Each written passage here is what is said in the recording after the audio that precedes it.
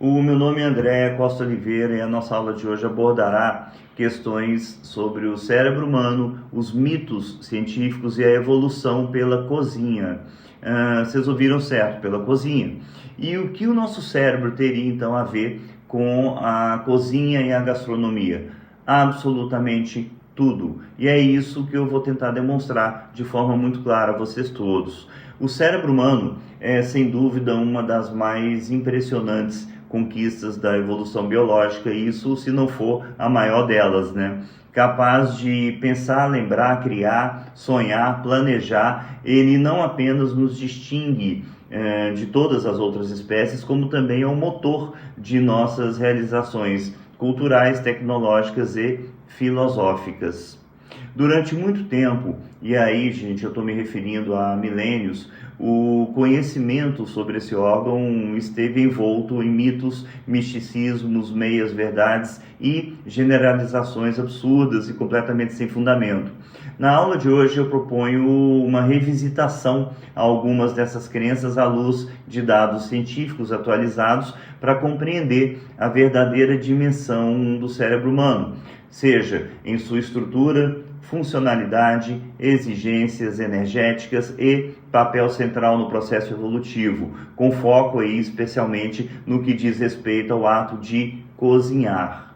Em um brevíssimo resumo, já se acreditou que o cérebro de maior tamanho seria, por definição, mais inteligente. Mas aí nós temos as baleias, os elefantes, por exemplo, que já derrubam essa teoria de cara.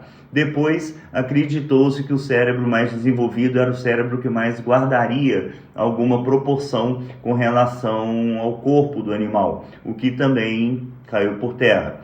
E, por fim, a ciência descobriu que os cérebros possuem neurônios. E o que são neurônios? Vamos lá, aulinha de biologia do ensino médio.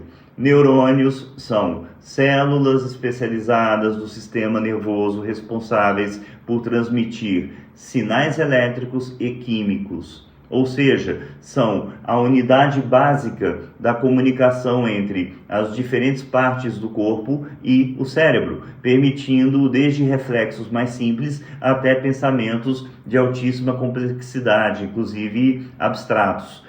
Cada neurônio é composto por 3 partes principais, só a título de curiosidade, sendo o corpo celular, o soma, que contém o núcleo e coordena as funções da célula, os dendritos, que são ramificações que recebem sinais de outros neurônios, e o axônio, que é o prolongamento que transmite os sinais para outros neurônios, músculos ou glândulas também. Os neurônios começaram, na verdade, a ser estudados com mais precisão e com mais interesse apenas no final do século XIX, graças aos avanços da microscopia e das técnicas de coloração. Eu diria até que o marco inicial foi o trabalho de toda uma vida executado pelo médico e histologista espanhol de nome Santiago Ramón y Cajal, e que merecidamente é considerado o pai da neurociência moderna. No final dos anos 1800, ele utilizou a técnica de coloração desenvolvida por outro cientista chamado Camilo Golgi, que trabalhava com coloração com nitrato de prata, para visualizar neurônios de forma isolada. Cajal, portanto, foi o primeiro a demonstrar que o cérebro era composto por células individuais e não uma massa espessa e contínua, estabelecendo o que ficou conhecido como doutrina do neurônio.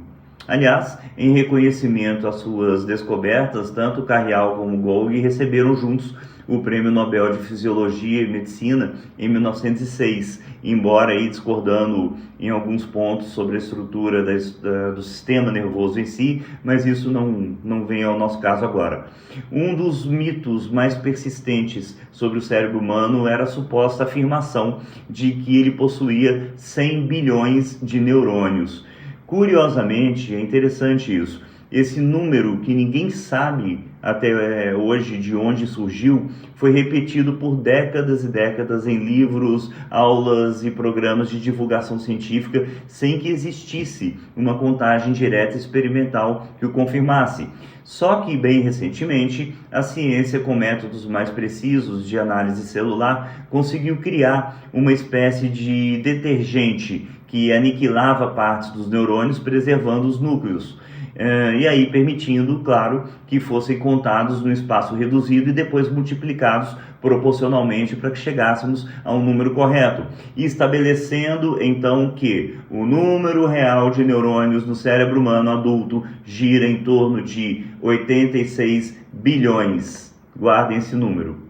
Muito embora a diferença quantitativa pareça pequena, ela simboliza algo bem maior. A importância de funcionar e de fundamentar o conhecimento científico em evidências experimentais rigorosas, em vez de se contentar com tradições orais ou com suposições populares.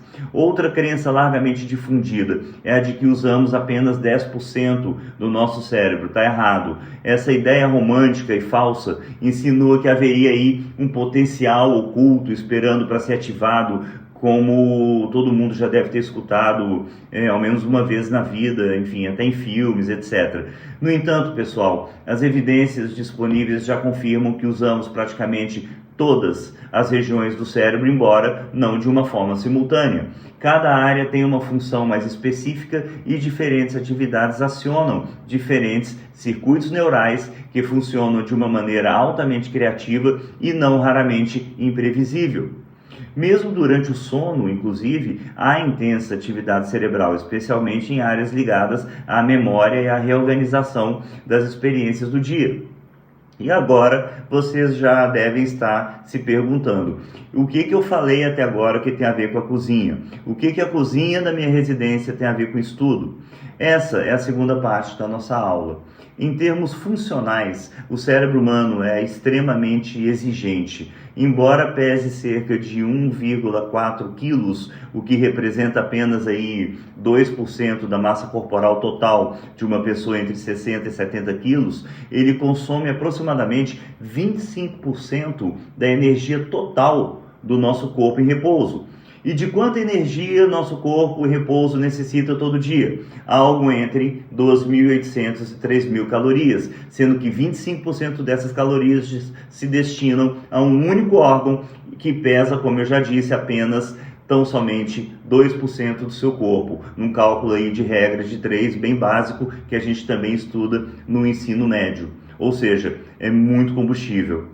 Essa desproporção energética é o preço a se pagar por manter em funcionamento o sistema nervoso central altamente especializado, capaz de processar informações sensoriais, coordenar movimentos complexos e sustentar o pensamento simbólico e a linguagem, claro. E esse alto custo energético impõe uma limitação importante à evolução, porque o crescimento e o desenvolvimento do cérebro humano, aliás, de qualquer cérebro, de qualquer animal sobre a face da Terra, só é possível se houver uma fonte calórica eficiente que o sustente. E aí nós temos um enorme divisor de águas. Em algum momento, entre 1,7 milhão de anos atrás e 300 mil anos atrás, os nossos ancestrais pré-históricos passaram a dominar o fogo, usado para se aquecer, afastar predadores, iluminar, socializar e cozinhar, sendo que esse domínio essencial à evolução cultural, cognitiva e biológica do Homo sapiens é nítido e notório. E é exatamente nesse ponto que o ato de cozinhar alimentos, especialmente proteína animal, aliás, se revela um dos grandes marcos da evolução humana. Lembrando aí que, em teoria, qualquer transformação do estado in natura de um alimento também é interpretado como cozimento, como a salga, a salmoura, a defumação, etc. Compreendam que, ao cozinhar, sobretudo com fogo, o ser humano consegue a proeza de transformar um alimento cru em uma refeição mais macia, palatável, digestível e, acima de tudo, rica em calorias disponíveis e das quais necessitamos. A própria quebra das fibras e de proteínas por meio de processos térmicos permite que o organismo gaste menos energia na digestão e absorva mais nutrientes em menos tempo. Isso representa um ganho evolutivo formidável. Com menos esforço metabólico, tornou-se possível um cérebro maior, bem mais desenvolvido e ainda mais complexo. E por isso eu lhes pergunto, o que é o cozimento, se não uma pré-sugestão, uma pré-digestão do alimento, só que fora do seu corpo? Outra pergunta, quanto tempo vocês passam se alimentando em 24 horas? Bom, 2, 3 horas no máximo, imagino. Já outros primatas superiores que consomem alimentos majoritariamente crus, para se manterem vivos e de pé, necessitam alimentar-se por 13, 14 até 15 horas ao longo de um único dia.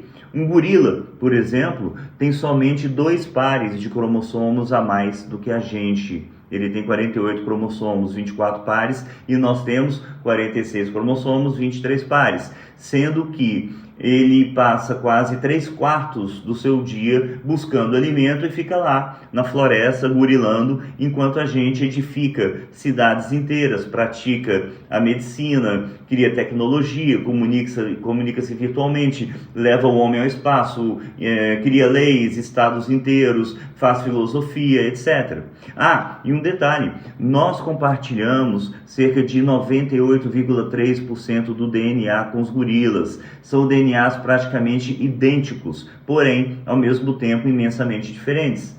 E então, finalizando, o tamanho e a funcionalidade do cérebro humano não são apenas produtos do acaso evolutivo, mas sim o resultado de múltiplos fatores interligados: inteligência energética, adaptação dietética e invenções culturais, sendo a principal de todas o domínio do fogo.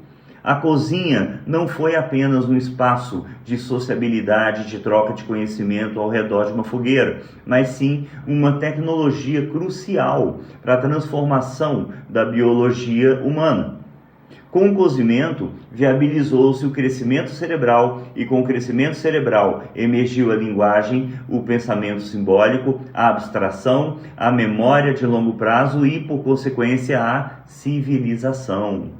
E por isso, a partir de hoje eu até sugiro que todos vocês contemplem as suas cozinhas com o máximo de reverência possível. E eu penso que revisitar essas questões é essencial, não apenas para corrigir ideias equivocadas sobre o funcionamento do cérebro, mas também para reconhecer a profundidade das interações entre o corpo, a cultura e o ambiente ao longo da história humana.